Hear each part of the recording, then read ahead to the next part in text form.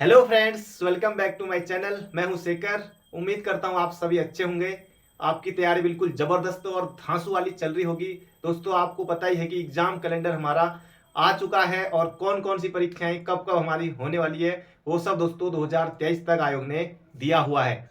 आज दोस्तों इसमें हम देखने वाले हैं भारत में वर्तमान में कौन क्या है। इसके बाद हम देखेंगे अगले वीडियो में वर्तमान में उत्तराखंड में कौन क्या है। तो यहाँ से दोस्तों प्रश्न आने की प्रबल संभावना है और ये टॉपिक दोस्तों महत्वपूर्ण है। और यूकेपीएससी दोस्तों अपने एग्जाम में जो भी आज तक एग्जाम होते हैं उनमें दोस्तों यहाँ से प्रश्न जरूर पूछता था। अब तो दोस्तों यूकेपीएससी के बाद सारे एग्जाम आ गए यूके ट्रिपल सी वाले, तो यहाँ से क्वेश्चन दोस्तों जरूर आएगा।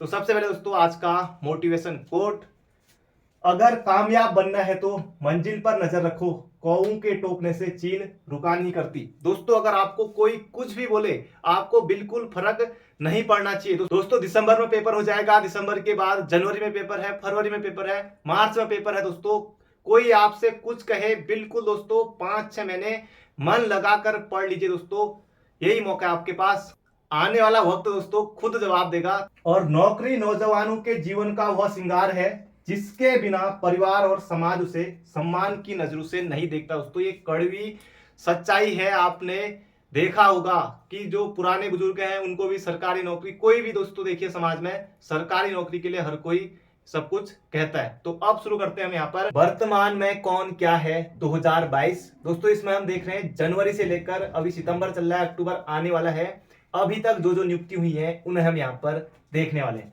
तो भारत के राष्ट्रपति श्रीमती द्रौपदी मुर्मू दोस्तों वर्तमान में भारत की राष्ट्रपति हैं और ये दोस्तों 15वें नंबर की राष्ट्रपति हैं, ये आपको याद रखना है। और भारत की दूसरी महिला राष्ट्रपति हैं। इससे पहले श्रीमती प्रतिभा देवी पाटिल वो हमारी पहली महिला राष्ट्रपति रही हैं।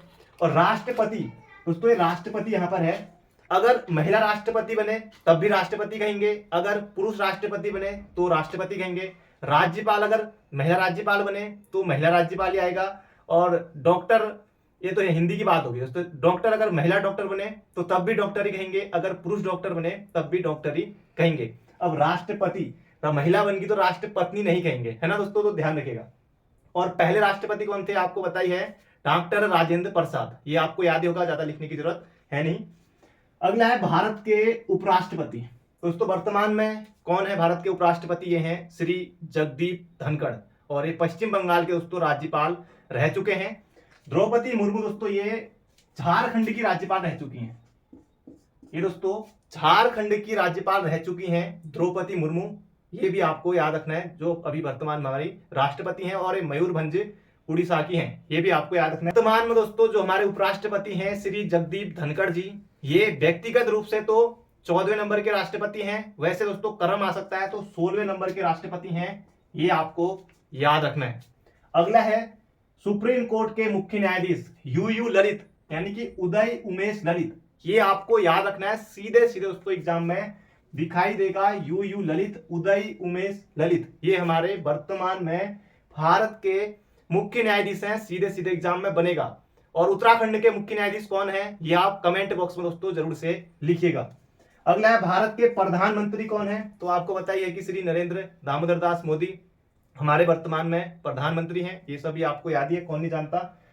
अगला नीति आयोग के उपाध्यक्ष और नीति आयोग के सीईओ, तो इन्हें हम यहाँ पर देख लेते हैं। नीति आयोग के दोस्तों अध्यक्ष कौन होते हैं, ये होते हैं प्रधानमंत्री, तो ये आपको याद रखना है। और नीति आयोग अस्तित्व में कब आया था, तो ये आया था 1 जनवरी 2015 को दोस्तों नीति आयोग अस्तित्व में आया था, ये आपको याद रखना है। नीति आयोग के सीईओ कौन है, सीधे सीधे दोस्तों एग्जाम में छपेगा, नीति आयोग के सीईओ हैं परमेश्वरन अय्यर, तो ये आपको सीधे सीधे याद रखना है। अगला है नीति आयोग के उपाध्यक्ष कौन है, सुमन के बेरी, बहुत ज्यादा महत्वपूर्ण है दोस्तों, बहुत ज्यादा महत्वपूर्ण है, यहां से 1 नंबर आना ही आना है आपके एग्जाम में। अगला भारत के महान्यायवादी, महान्यायवादी दोस्तों अनुच्छेद किसमें है, तो अनुच्छेद 76 में महान्यायवादी के बारे में बताया गया है। राष्ट्रपति भारत का होगा अनुच्छेद 52 और भारत का उपराष्ट्रपति होगा अनुच्छेद 63 बताया गया है। और भारत का महान्यायवादी दोस्तों ये है वर्तमान में मुकुल रोहतगी, ये आपको याद रखना है। भारत के महान्यायवादी वर्तमान में यह है मुकुल रोहतगी, सीधे सीधे दोस्तों एग्जाम में बनेगा। अगला है डीआरडीओ के अध्यक्ष, बहुत ज्यादा महत्वपूर्ण है। डीआरडीओ के दोस्तों अध्यक्ष है वर्तमान में, वो है समीर कामत। अगला है केंद्रीय सतर्कता आयुक्त, यह दोस्तों सुरेश पटेल। ये भी बन सकता है एग्जाम में, क्योंकि इसको बहुत कम अभ्यर्थी पढ़े रहेंगे और आपको बिल्कुल सही करना एग्जाम में आता है। तो केंद्रीय सतर्कता आयुक्त वर्तमान में है सुरेश पटेल। यूपीएससी के अध्यक्ष वर्तमान में कौन है दोस्तों, ये प्रश्न एग्जाम में बन सकता है, सभी प्रश्न बन सकते हैं। तो यूपीएससी के अध्यक्ष हैं डॉक्टर मनोज सोनी। अब इससे हम आगे को देखते हैं। इसरो के अध्यक्ष हैं दोस्तों वर्तमान में, इसरो के अध्यक्ष हैं एस सोमनाथ, बहुत ज्यादा महत्वपूर्ण है। और इसरो की स्थापना हुई थी 15 अगस्त 1969 को। इसका मुख्यालय दोस्तों वह है बेंगलुरु में। यह प्रश्न भी एग्जाम में बन सकता है। अगला है थल सेना अध्यक्ष, दोस्तों थल सेना, नौसेना, वायुसेना, यहां से भी दोस्तों प्रश्न पूछा जा सकता है। तो तीनों आपको याद रखने हैं। थल सेना अध्यक्ष वर्तमान में कौन है, ये है मनोज पांडे। तो इनका नाम दोस्तों आपको याद रखना है। अगला है नौसेना अध्यक्ष, ये वर्तमान में है एडमिरल आर हरिकुमार। तो इनमें से दोस्तों कोई भी आ सकता है, क्योंकि इतने सारे एग्जाम होने वाले हैं, पुलिस कांस्टेबल, पटवारी, फॉरेस्ट गार्ड और भी कई एग्जाम हैं। अगला है वायुसेना अध्यक्ष, दोस्तों ये है एयर मार्शल विवेक राम चौधरी, बहुत ज्यादा महत्वपूर्ण है विवेक राम चौधरी। अगला है WTO वर्ल्ड ट्रेड ऑर्गेनाइजेशन, बहुत ज्यादा महत्वपूर्ण है दोस्तों, यहां से सभी के सभी महिलाएं हैं, तो इनसे भी प्रश्न बनने की प्रबल संभावना है। WTO के महानिदेशक, दोस्तों एक पहली महिला बनी है WTO की पहली महिला महानिदेशक, यह है दोस्तों ताईजी नाकोजी ओंकाजा इबेला। तो इनका नाम आपको याद रखना है, ये हमारी ताईजी हैं नागोजी ओंकाजा इबेला। अगला है ONGC। अब ONGC दोस्तों आपको पता ही है, ये देहरादून में स्थित है और 1956 में इसकी स्थापना होती है। ONGC की स्थापना दोस्तों 1956 में होती है और इसकी पहली महिला अध्यक्ष दोस्तों ये है अलका मित्तल। स्थापना हुई थी ONGC की 1956 में। जहां दोस्तों डेट की बात करें ONGC की, तो 14 अगस्त 1956 को हुई थी, ये आपको याद रखना है। तो देहरादून में है, बहुत ज्यादा महत्वपूर्ण है। अगला है दोस्तों यहाँ पर हमारा सेबी, भारतीय प्रतिभूति विनिमय बोर्ड।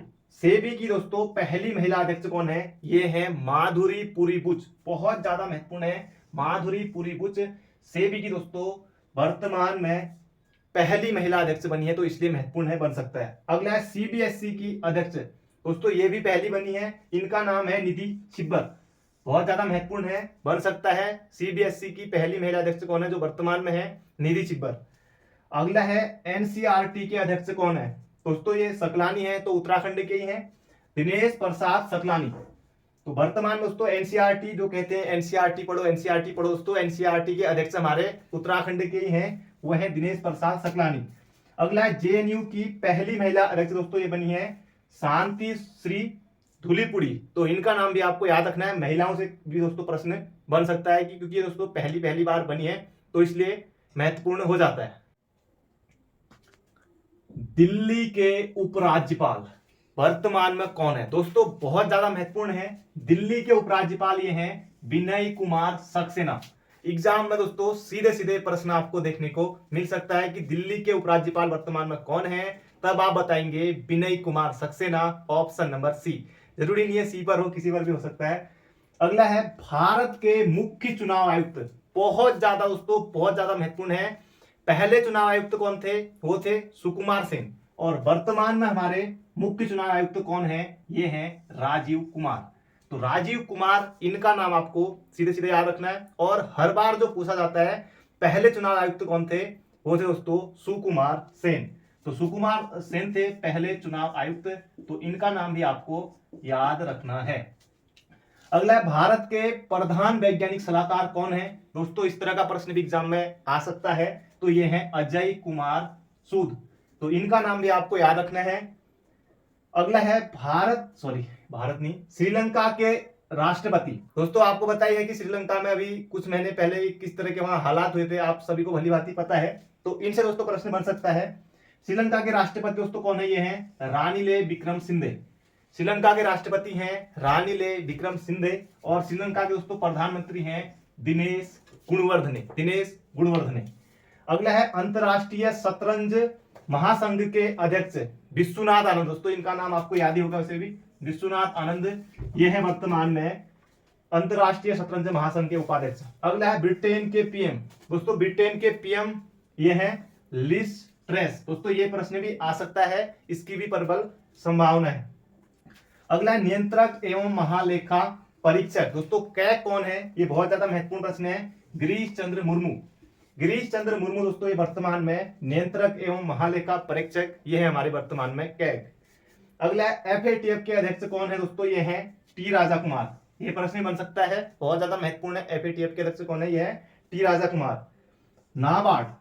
दोस्तों ये नाबार्ड जो है ये हर किसी का फेवरेट प्रश्न है, चाहे यूके परीक्षा में पहले आता था, यूके पीएससी और भी जो सेंट्रल गवर्नमेंट के एग्जाम होते हैं। तो नाबार्ड की स्थापना दोस्तों होती है 12 जुलाई 1982 को।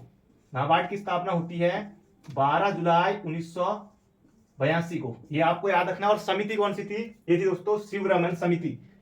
लिखने के लिए जगह नहीं, शिवरमन समिति की सिफारिश पर दोस्तों नाबार्ड की स्थापना हुई थी 12 जुलाई 1982 को, ये आपको याद रखना है।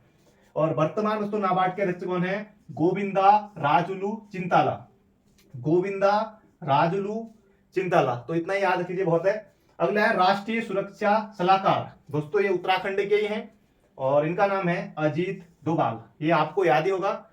वर्तमान में भारत के राष्ट्रीय सुरक्षा सलाहकार दोस्तों ये हैं अजीत डोभाल। अगला दोस्तों जापान के पीएम। दोस्तों इससे पहले जापान के पीएम थे शिंजो आबे, आपको पता ही है कि उनकी गोली मारकर हत्या कर दी गई थी, तो उनसे भी दोस्तों प्रश्न बन सकता है। और वर्तमान में जापान के दोस्तों जो पीएम है वो है फूमियो किशिदो, तो इनका नाम आपको याद रखना है, फूमियो किशिदो, ये है वर्तमान में जापान के पीएम। तो दोस्तों आज हमने देखा वर्तमान में कौन क्या है भारत के परिप्रेक्ष्य में। अगली वीडियो में हम देखेंगे उत्तराखंड के बारे में, और भी दोस्तों बहुत सारी नई नई क्लास में आपके लिए लेकर आने वाला हूं। उत्तराखंड की प्रमुख योजनाएं बहुत सारा दोस्तों अभी है, धीरे धीरे मैं सीख रहा हूं। तो मिलते हैं दोस्तों बहुत जल्दी एक नई वीडियो में। अगर पसंद आया हो तो वीडियो को लाइक कीजिएगा, चैनल पर नए हो तो दोस्तों चैनल को सब्सक्राइब जरूर कर लीजिएगा। बाकी मिलेंगे बहुत जल्दी एक नई वीडियो में, अपना ध्यान रखिए, स्वस्थ रहिए, मस्त रहिए, बाय बाय।